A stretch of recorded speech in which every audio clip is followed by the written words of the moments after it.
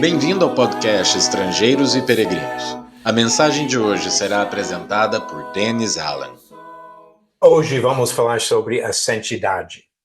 Na verdade, eu pretendo fazer mensagens nas sextas-feiras, durante várias semanas, sobre esse tema da santidade. Costumamos falar sobre a sexta-feira antes da Páscoa como a Sexta-feira Santa. Eu gostaria que você pense sobre a Sexta-feira da Santidade, cada semana, ouvindo uma mensagem que trata de algum aspecto desse tema importante. Mas por que falar sobre a santidade? Mesmo no contexto do mundo religioso, hoje, observamos a falta de santidade.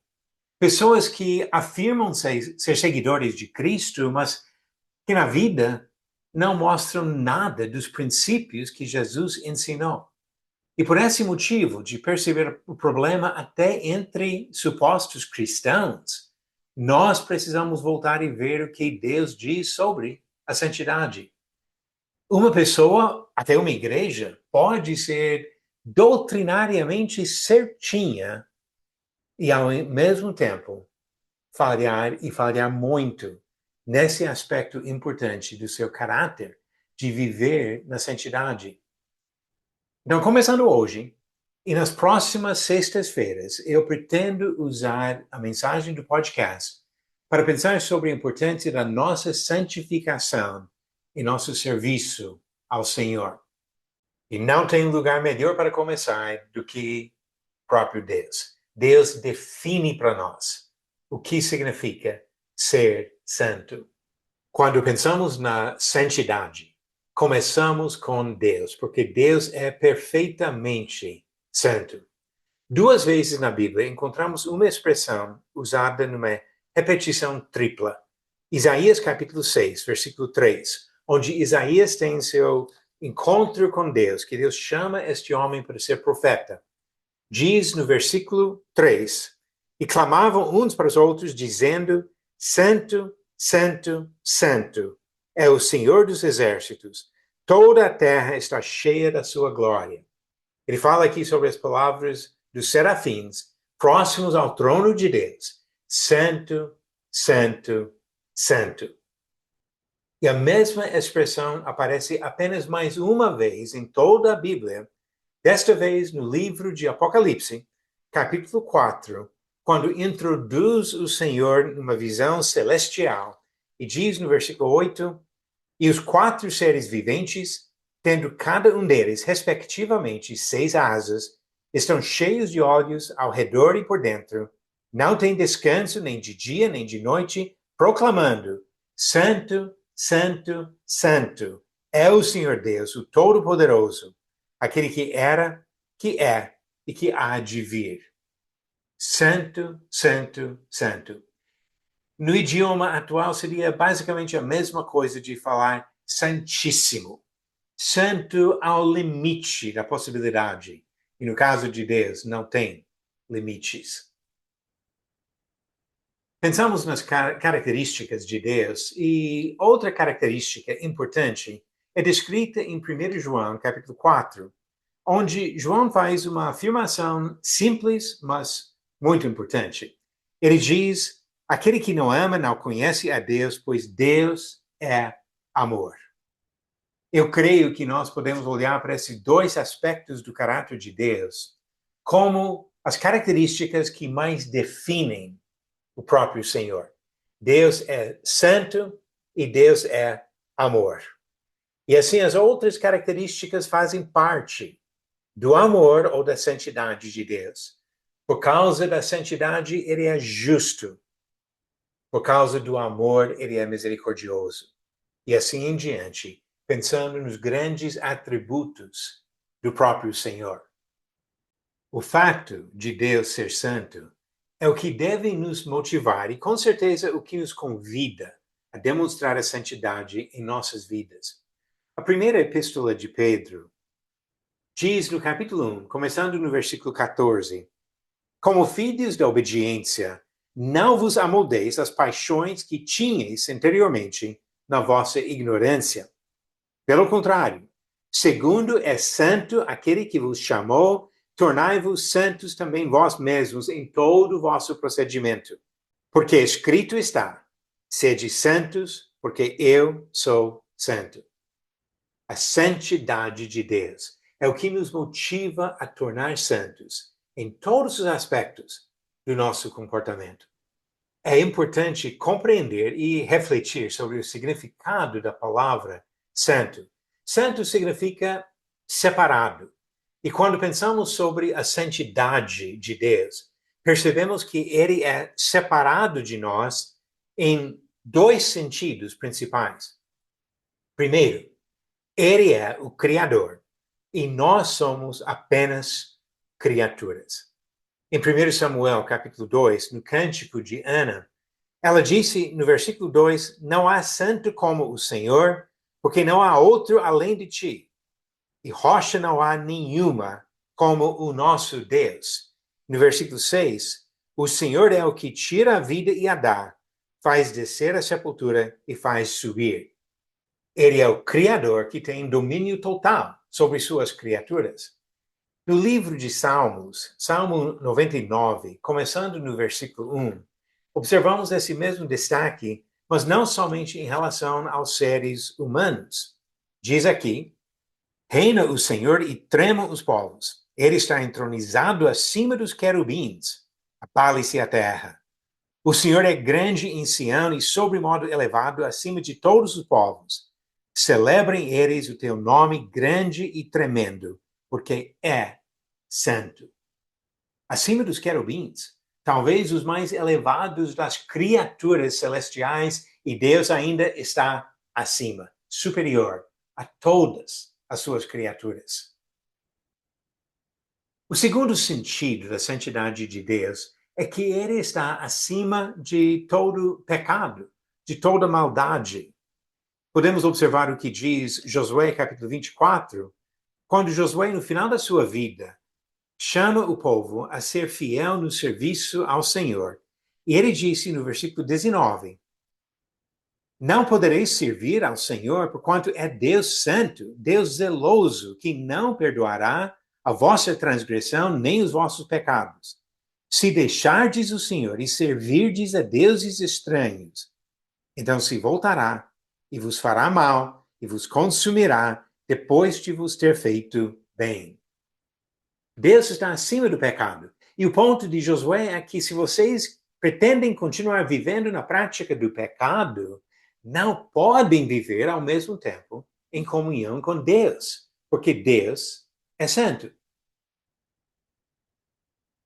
É nesse segundo sentido que ele nos convida a ser santos. Eu já li 1 Pedro capítulo 1, 15 e 16. Sejam santos porque eu sou santo, diz o Senhor. Não no sentido de ser criador. Nós nunca vamos ter esta posição, mas de imitar a santidade, a vida completamente longe do pecado. É isso que Deus demonstra e é isso que Deus deseja de cada um de nós. Você percebeu a linguagem em uma dessas leituras que falou que Deus é santo? Não é apenas que Deus decide o que é certo. Deus é certo. É o caráter dele. Algo que ele não pode negar. Por isso, Hebreus capítulo 6, versículo 18, diz que é impossível que Deus minta. Não que ele não tem capacidade de pronunciar as palavras de uma mentira, mas que o caráter dele não permite a mentira.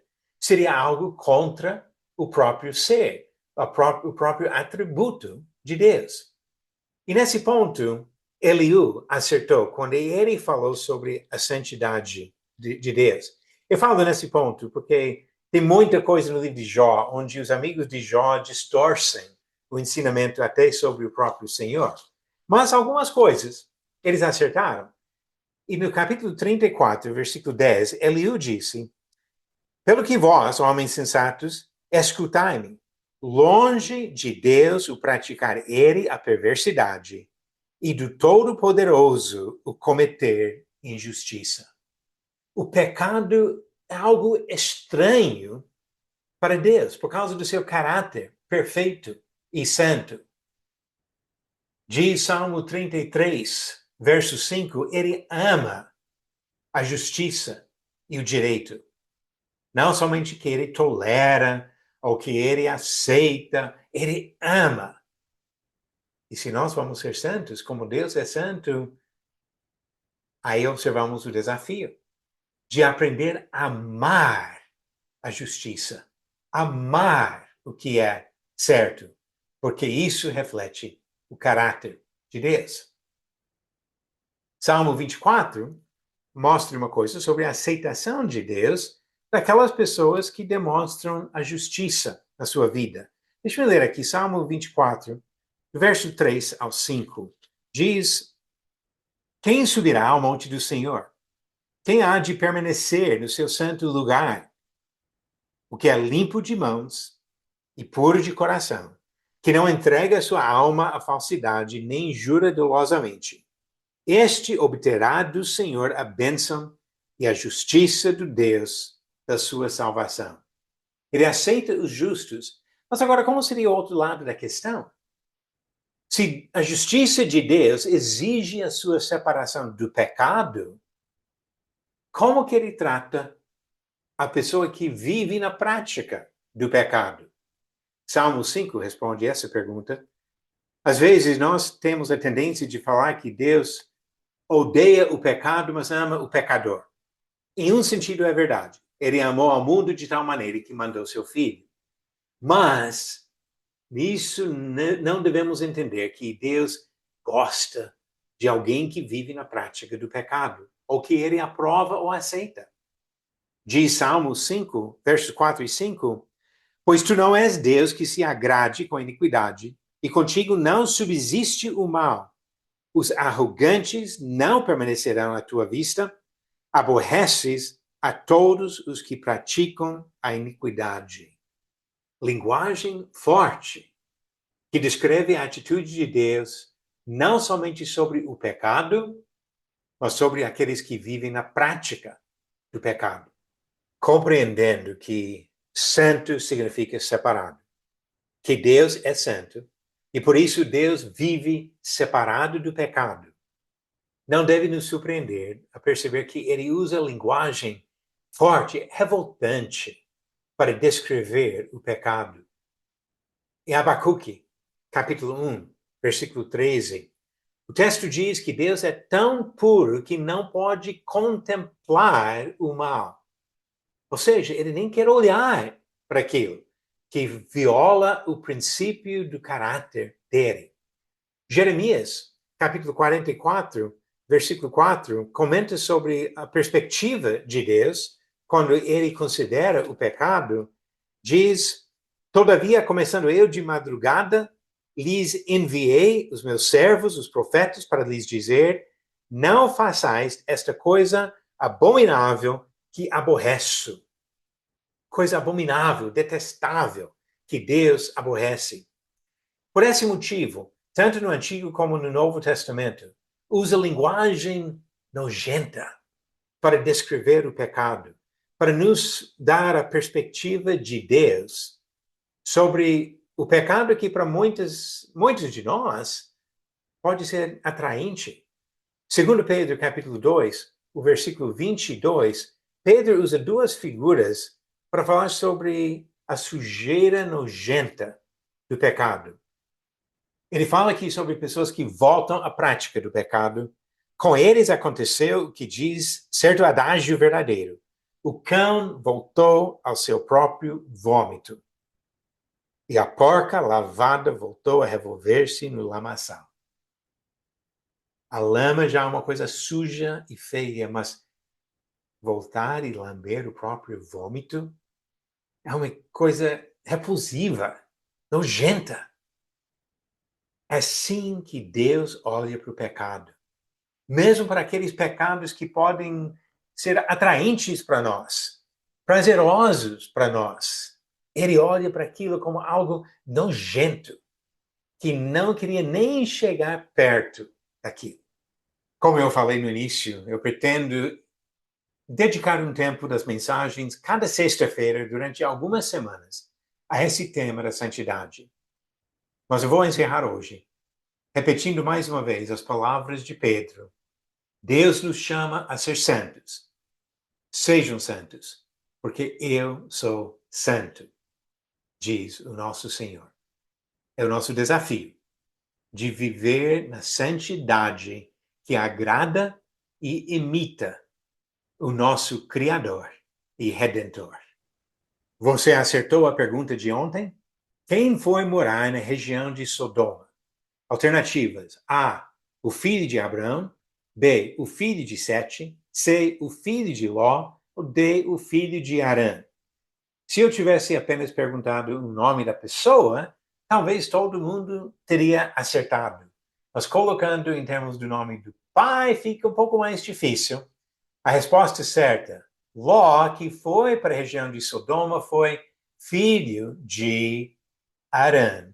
Como diz Gênesis capítulo 11 e Gênesis capítulo 13, quando conta a genealogia dos descendentes de Tera, o pai de Abraão. Ló era filho de Arã e foi Ló que foi morar na região de Sodoma. E a pergunta do dia: qual foi o nome do primeiro filho de Abraão? Alternativas: A, Eliezer; B, Isaque; C, Ló; ou D, Ismael. A resposta vem no final do episódio 415. Antes de encerrar hoje, eu quero só lançar mais uma vez aquele desafio.